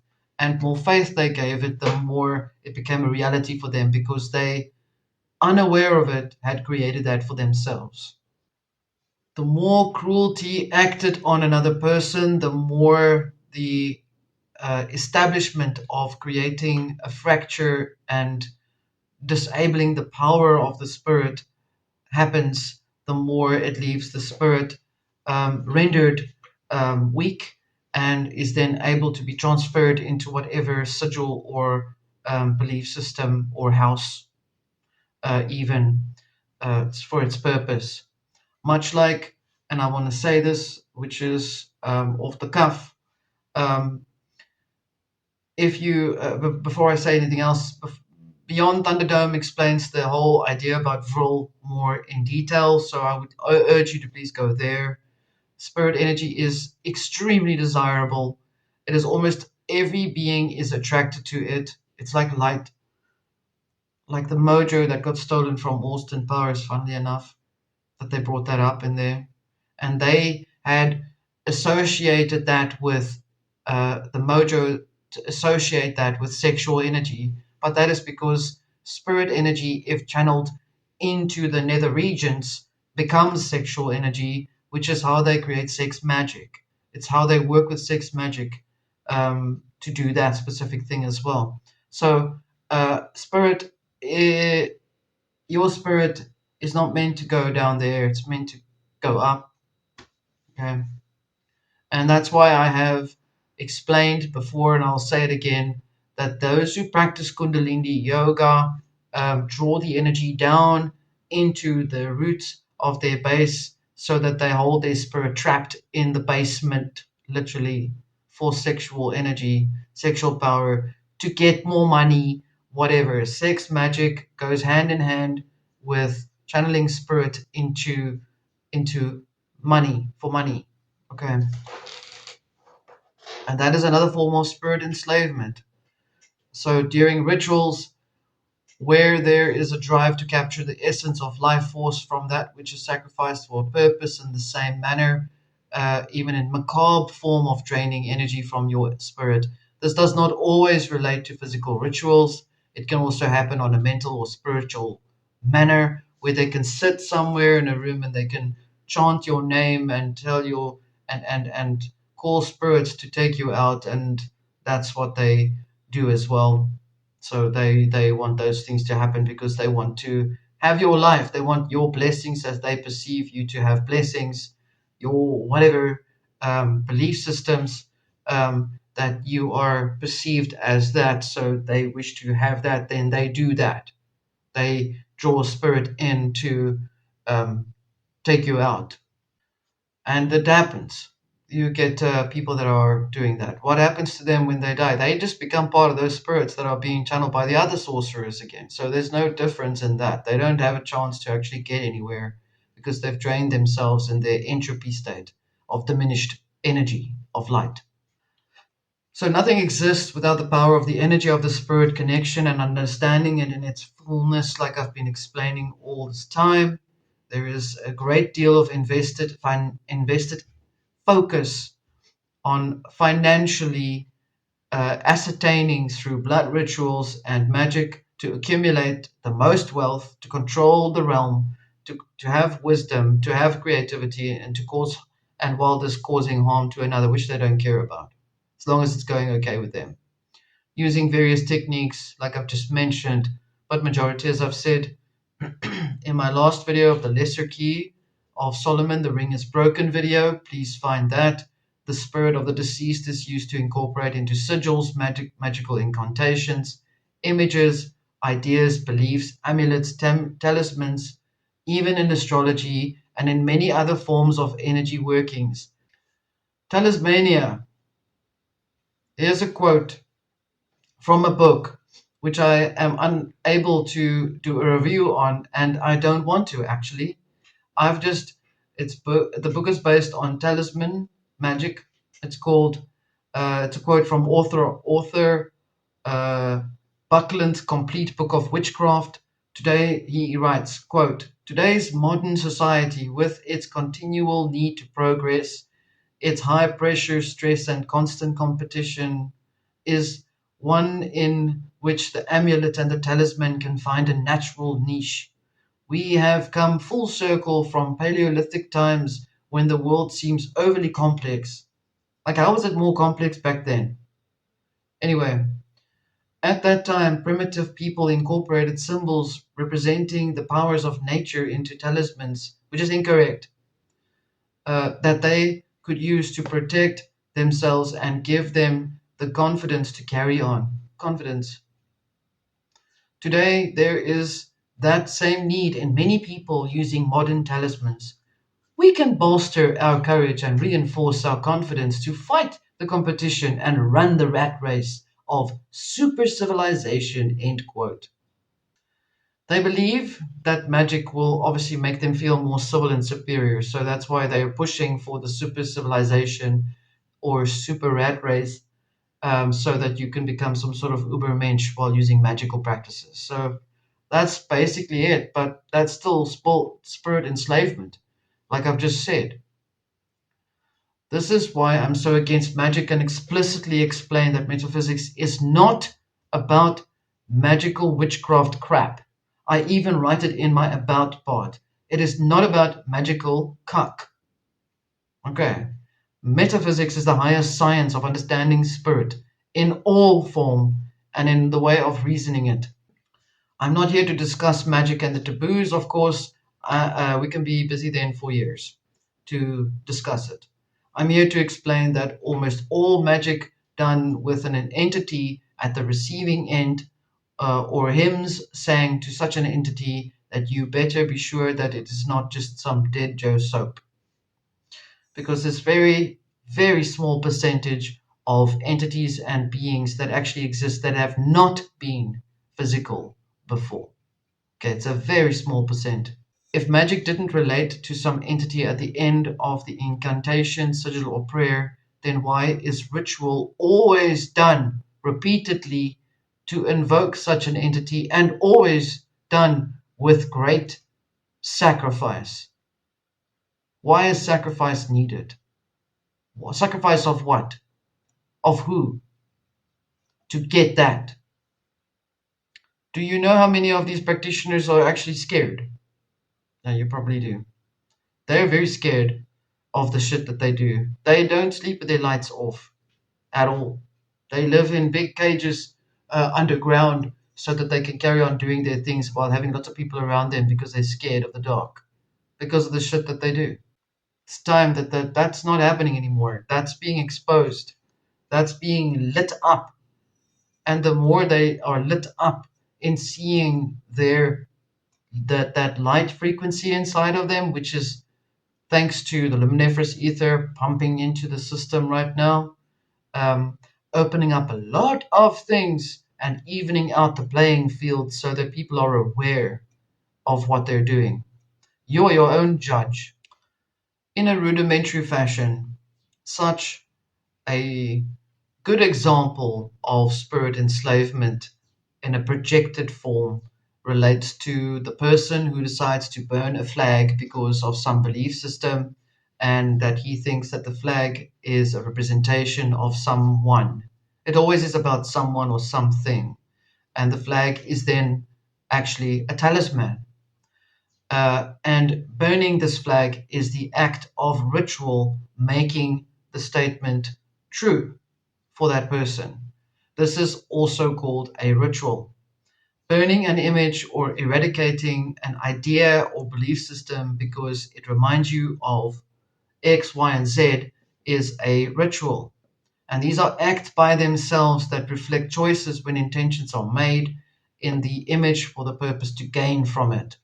Why do you burn the flag? Oh no, because it represents X, Y, and Z and certain so people. Okay, yeah, but why do you do that? Because I want what that people have. It's just that simple. I don't want them there. But it's always what are you gonna have when they're not there? So it's always about material gain in any way, shape, or form. The communistic agenda or belief system mind control program essentially enforces that these rituals have to take place, and there are people who are unable to get out of that as well. So spirit enslavement is always done from a point of value. It's what value can you attain or achieve by enslaving something, whether you are aware of it or not. A person asks for a love spell, but it'll cost you a certain amount of money or things to do. So the practitioner will do a certain ritual for that outcome. I think by now that you are sort of getting the idea of spirit enslavement, because um, there is the understanding of the spirit is extremely important um, in all cases. That's why there's such a resistance or strife around it. So I've brought this information up before where I've explained that the worship and the rituals done in the images using an image of a person or an idea where a spirit is invoked to carry out a certain task for a certain purpose can only happen if you live without boundaries inside of yourself and you allow yourself to be exploited. You can be attacked though, even if you've got boundaries, but then you can defend yourself too.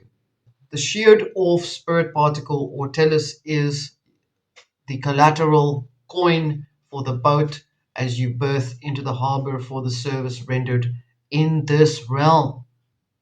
Get your coin back. The more you invest time and energy to love and care for yourself and those who are in your care, the more you are able to tap into the journey of discovering your spirit. And the more you are able to tap into the journey of discovering your spirit, um, the more you're able to connect with the original creative force. The more you're able to do that, the more you're able to gain wisdom. We're looking at self love as a form of self discovery and healing and loving, not self discovery and self love at the cost of another or the self, or it defeats the purposes. And self love has to be literally self love, not for a gain in the end of the I love myself because I want to have this, this, and that. It's not going to work. Spirit enslavement is a powerful alignment, and necessary for them to hold the frequency over you by fracturing light pumping out to you so that you will keep being triggered by it. Spirit energy is needed to bump it up. This is why there are so many of them who work so hard to overthrow love, versus why there is so much of love in terms of self empowerment. Everything is in contradiction to that. It's always a bad place. It's always this. It's always that, and it's always the antithesis of hope. They break your hope down. They want your hope to go down. So, what does it all in the above mentioned information mean in the bigger picture? Well, we know that the realm is built within projections. Of course, projection is a constant within the torus externally and internally. using the lens of projection via the system overlay, as we've discussed as well, which is crystalline, and this is explained in Beyond Thunderdome. And all energy is ether, and luminiferous ether beams through the entire system. This is energy which either activates you or breaks you down, which you are currently experiencing as we speak. Everyone is, and everything is. As it is currently happening, which can be explained why there's so many delusions and talismania suddenly popping up all over the place, because people are desperate and afraid. And just remember that people who are out to attack you are really fighting their own judgment of themselves. So that's another thing that happens. Um, it only depends how much inner work you've done within yourself to be able to be completely indifferent from these attacks. All projection is built on ideologies and hypermagical thinking. All ideals enforce idealization,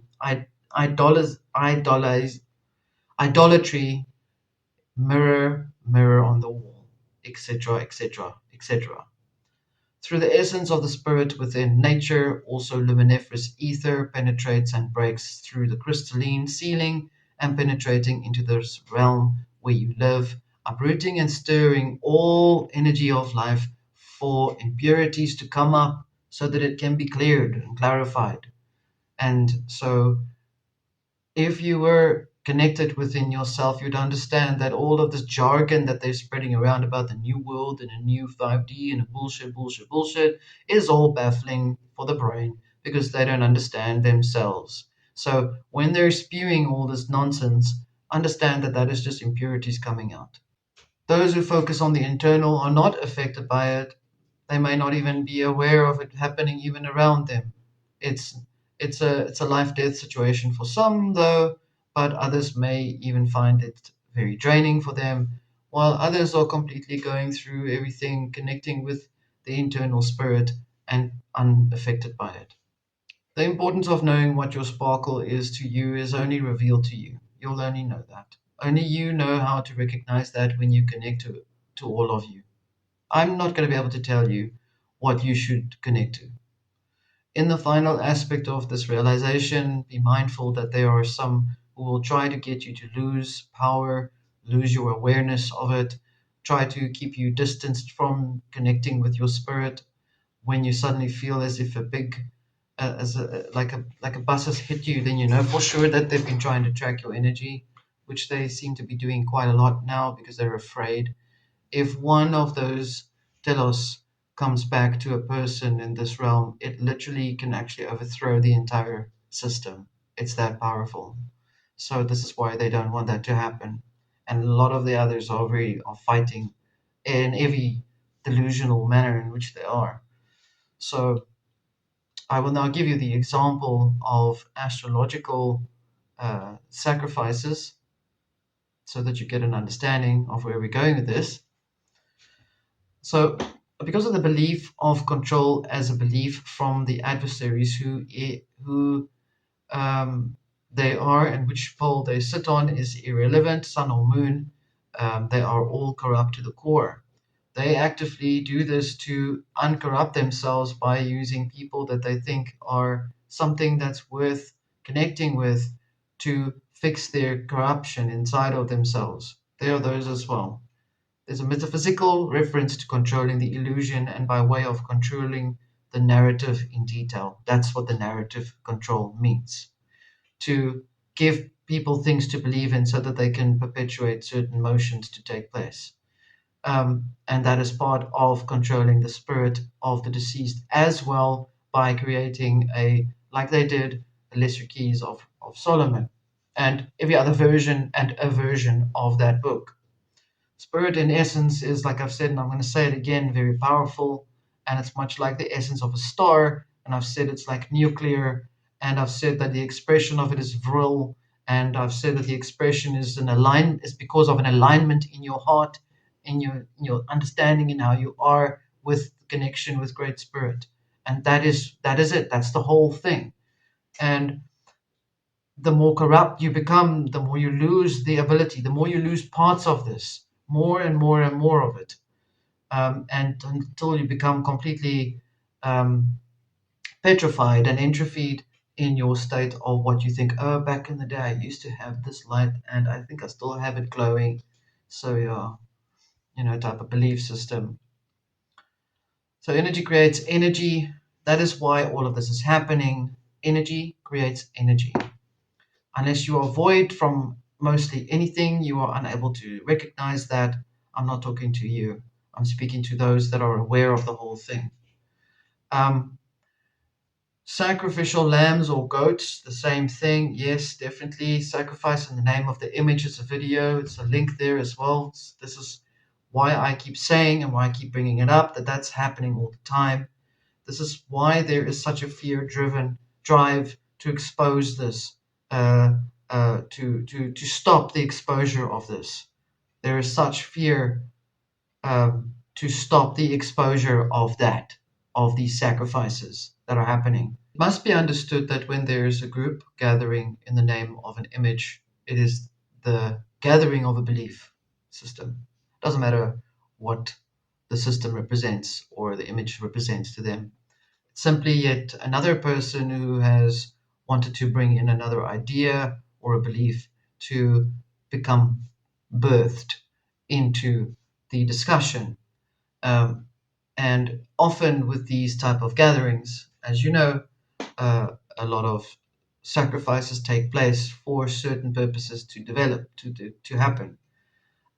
From the Picatrix, things are mentioned at much greater length and with a lot of philosophy and wisdom thrown into it for you to understand about the astrological purposes of the importance of spirits and in order for certain things to occur. They even say it in the book, and I've read all of the Picatrix. Okay, so again, it's also a book that cannot be done a review on. You would need to find it yourself. I will put a link at the bottom for you to understand the Picatrix. Read it at your own peril. It is difficult to read, meaning it's difficult to keep yourself centered while you're reading it because it's designed to make you lose any form of whatever you already have within inside of you. So they may say it's magical, but I'm saying it's mind control. However, it's very interesting about the essence of the importance of spirits, where they actually do make a claim, exactly like what I've been saying about people's spirit being used for certain agencies. It is a fact. It was also investigating the deeper sides of the lesser key and the breaking of the holding cell for those spirits who have lived and been captured in the artifices and agencies that had also revealed and relieved and allowed for the luminiferous ether to actually take place, because that is what happened. And there's a ritual that is something that I want to bring up, which relates to astrological control of an age where the at the time it was believed to be Mithras, but I think they call it whatever they want to call it at every other age. It may even be the same thing, where the bull or is the image is symbol for constant, for the Taurus is continuously being slaughtered or sacrificed. And the very prominent mythology for it is Mithras, who is a mythos on sacrificing the bull, is to attempt to shatter the Taurus, or to keep it in a shattered state so that it can alter the reality all the time.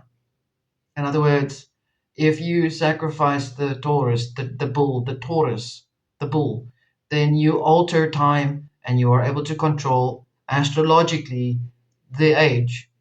That is why they do that. Okay, they even go as far as doing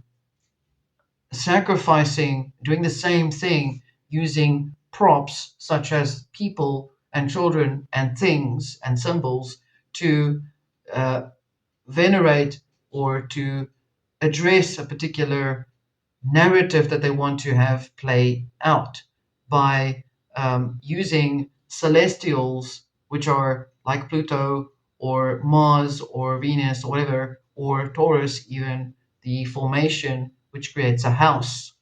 Um, to bring that into that ritual so that they can actually then create a new belief system to take place. It's always about trying to control the ring, trying to control the bull ring, trying to control the Taurus, trying to control the circus. It is always about that, trying to control the sky clock by adding whatever they want to do in it.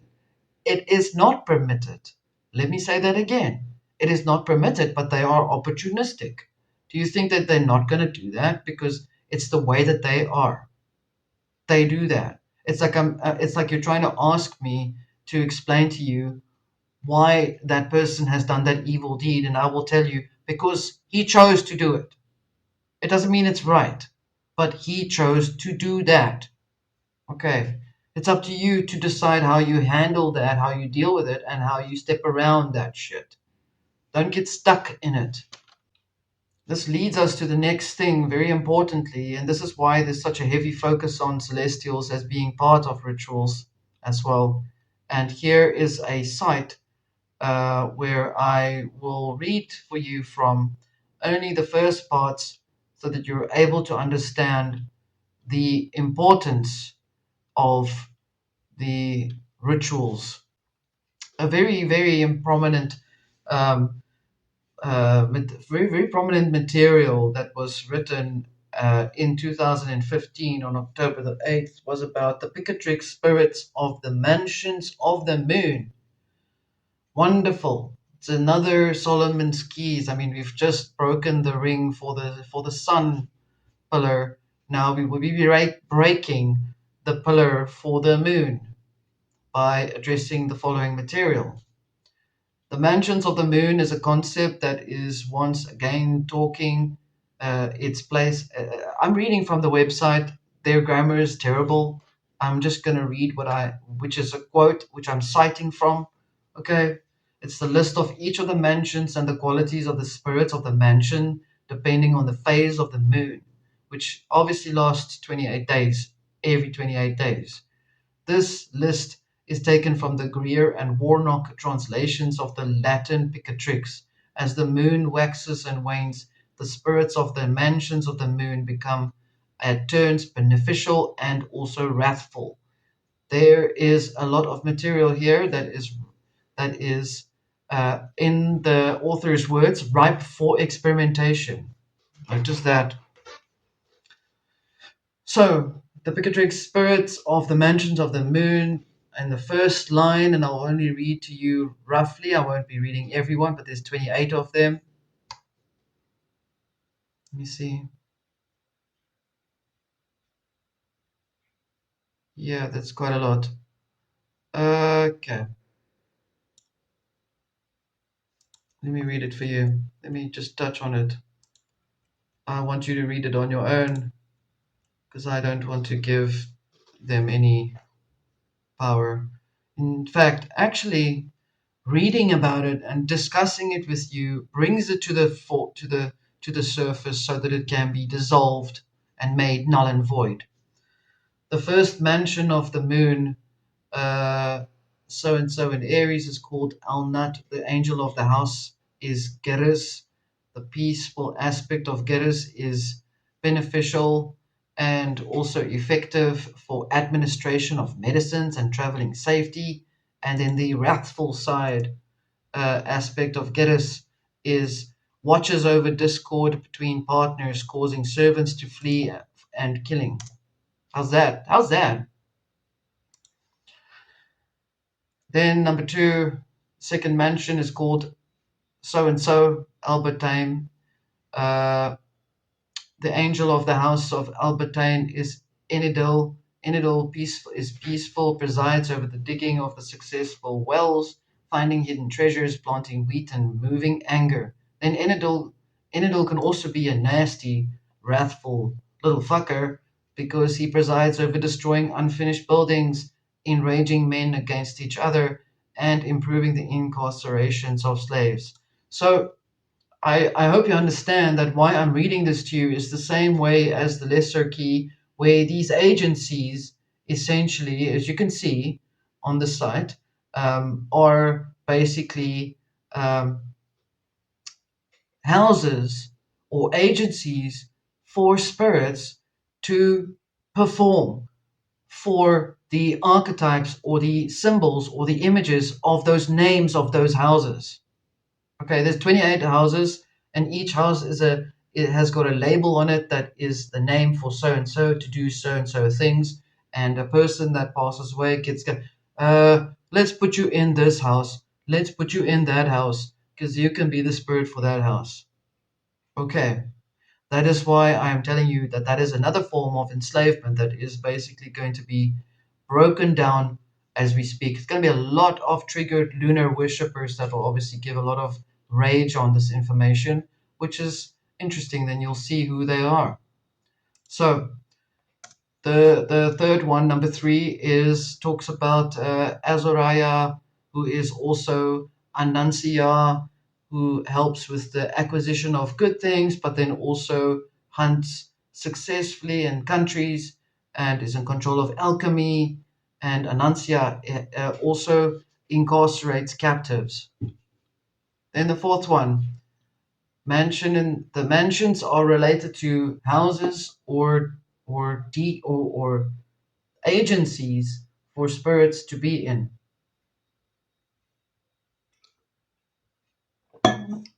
I personally think that discussing these and opening the houses will affect a lot of financial investors who've invested in the dead. Um, let's see, because the moon is moon magic, money magic. The fourth mansion of the moon is Aldebaran. Uh, the angel of the house is Aldebaran in Asares. Peaceful, useful to kill and bind reptiles and venomous animals for no reason why you would want to do that. But anyway, Asuras, wrathful, is useful for the destruction of cities, villages, or buildings, for lords, and despise their servants, for placing discord between man and wife, for destroying fountains and streams, for destroying those who seek treasure underground, and for all things pertaining to hatred, separation, and ill will, and for obtaining enmity. I mean, what did the guy say? Ripe for experimentation.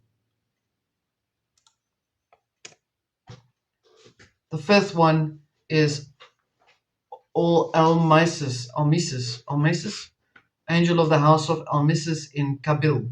Kabil is peaceful watchers over good receptions, with kings and officials, visions during sleep, helpful, youthful. So you can call on to the angel of Almesis or whatever to give you this and that, or you can call on to Kabil to go and destroy the friendship between two people.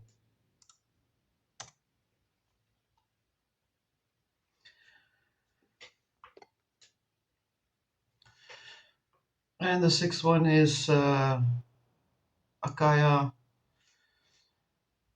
Peaceful presides over putting love between people and then improving hunting in the country. And then the other one, there's always two in the house. One is good and one is perceived as bad. So they're trying to create the duality. Remember the diamond, the white and the black? One controls one and the other controls the other to help enemies. So the other one is to help enemies and help armies to destroy cities, basically.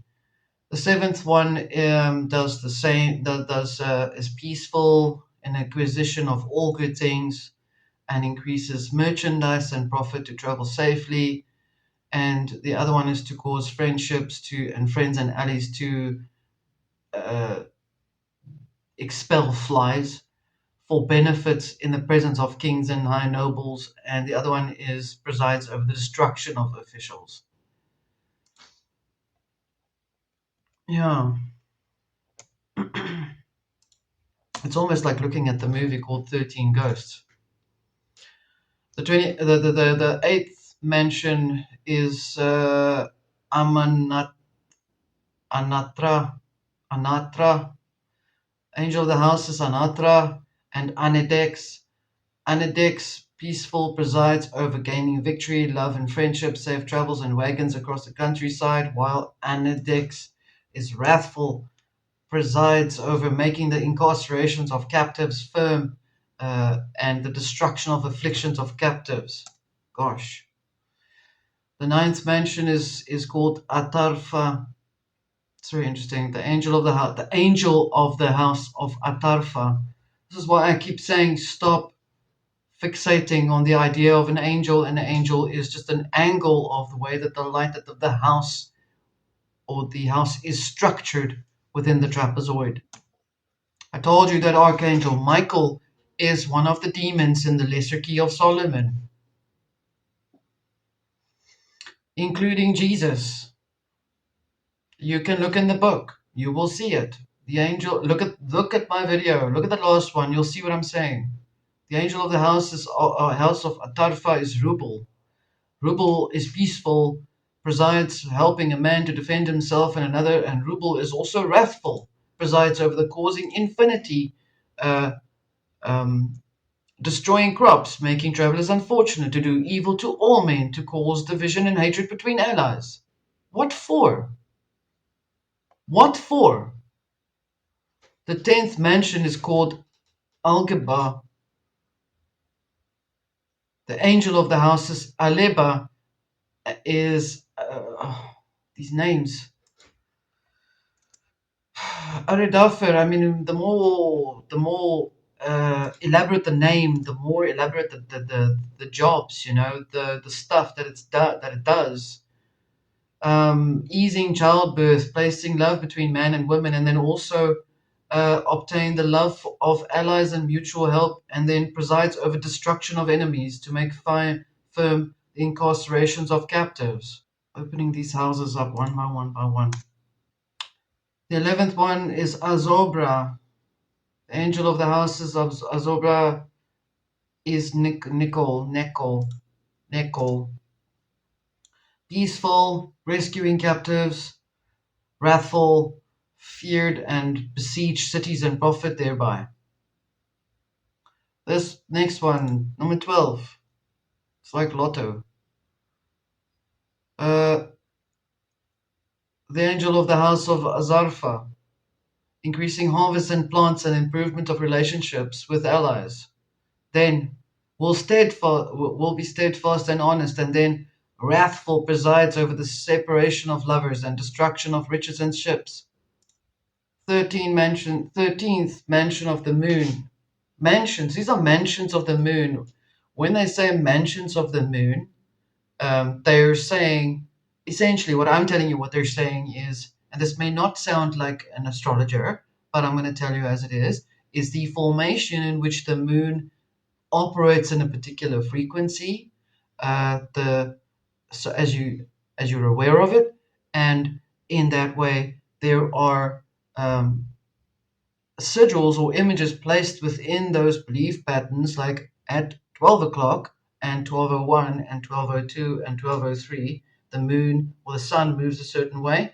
The moon operates in a certain way. It's timed, so it's locked into time, as well as belief sigil within the trapezoid to keep it locked in place, which creates a place or a house or an agency for a spirit of a deceased person to be held in as a slave, to do what they say the house must do. The 13th mansion of the moon is called Allahu, whatever. The angel of the house is Allahu and Azarut. Notice that it says the angel, which is singular, of the house of Allahu is Azarut. Azarut, peaceful, presides over liberation of men who are not able to come to women, putting love between men and women, increase and harvest, travelers have good journeys.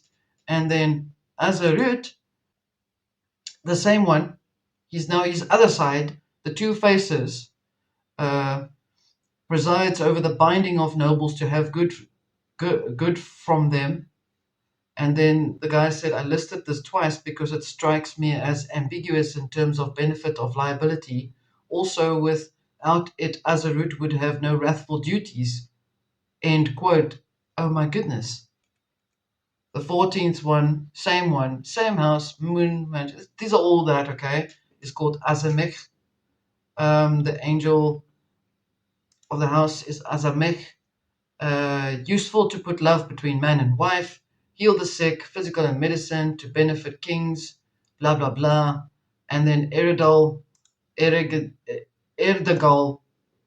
is useful for separating man and woman, and destroying harvests and plants, and destroying lust. The 15th one is called Al Ghafra, angel of the house is Al Ghafra, acquisitions of the friendship, goodwill.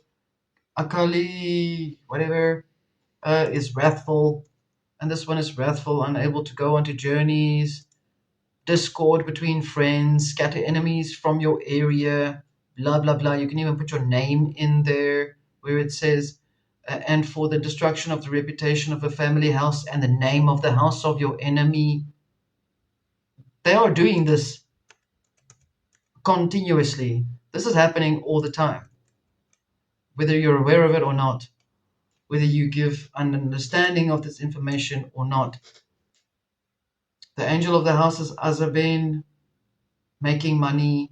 The other one is debauchery and ends lives, hatred between friends. The other one, 17. Can I skip the names? 17. Alekil makes the building fires and stable, while the other one destroys destroys love and villages. I mean, both sides of the face, right? 18th one is related to, and these are all like in, when you look at it, you'll see it says in the house of, in so many degrees of Scorpio or so many degrees of Libra. This one is in 34 degrees to 21 degrees, 25 minutes Scorpio, which is the angel of the house of so and so, where it's peaceful and to take away fevers and infirmities of the belly, and then to free captives for incarceration. Goodness gracious me, lots of vengeful people. And then for the vengeance against enemies, whatever else of the nature of vengeance and conspiracy to separate friends. Always there's guys that are invoking these things, these entities, or these rituals, are all using incantations and sigils to enact these things, and you wonder why things are the way they are. But predominantly, it's always about gain. It's always about some material gain, as you know, as I've said before. And Anusel in the 19th one is to bring on menses of women to help women give birth and without danger. And then at the end, to destroy the wealth of whomever you please, to expel men from a particular place, to break and destroy ships, to destroy the riches of allies. All these things are belief systems. The 20th one is in Sagittarius. This is why I'm saying it's so, you should be careful where you place yourself in. Other one, this one's for hunting and to be able to tame disobedient beasts, while the other one is firmly able to incarcerate captives, to bring evil and destruction to riches of allies. What, so that you can get that which is left over. The 21st one is in the also in Sagittarius, is Bektu. Bektu is peaceful, is useful to strengthen buildings, to increase harvests, and Bektu also is helpful for destruction, for the destruction and depopulation of the place, depopulation of a place, to separate wives from their proper husbands. 22, we're almost done. There's only 28 to go. The 22nd one is the house of Khalil, peaceful, useful, cure illnesses, blah, blah, blah, goodwill, and then also helpful for binding of tongues to put discord between two people. I'm sure they use these things on people. Actually, I think I know that they did because, yeah, anyway, long story. So another one, 23rd, is the angel of so and so, peaceful, useful, heal illnesses, then destruction and devastation of people, and to divide husband and wife. And 24th of the house of the moon is to cause useful, to improve guard herds, to increase merchandise and make a profit from it. Money. And for soldiers to report victory over their enemies, and then to helpful to destroy the money of allies so that they can take it. Because I mean, how dare you? Got to be very, very careful what you pray for. 25th mansion, angel of the house, Azil, useful for protection of orchards and crops from evil accidents, like accidents are evil. To make messengers convey messages and return quickly and securely, to take enemies and do evil to them as much as you please, to separate wives from their husbands, to destroy harvests, to bind men and women and their husbands so they cannot copulate. The 26th one is the moon. Gosh, I could literally feel the release.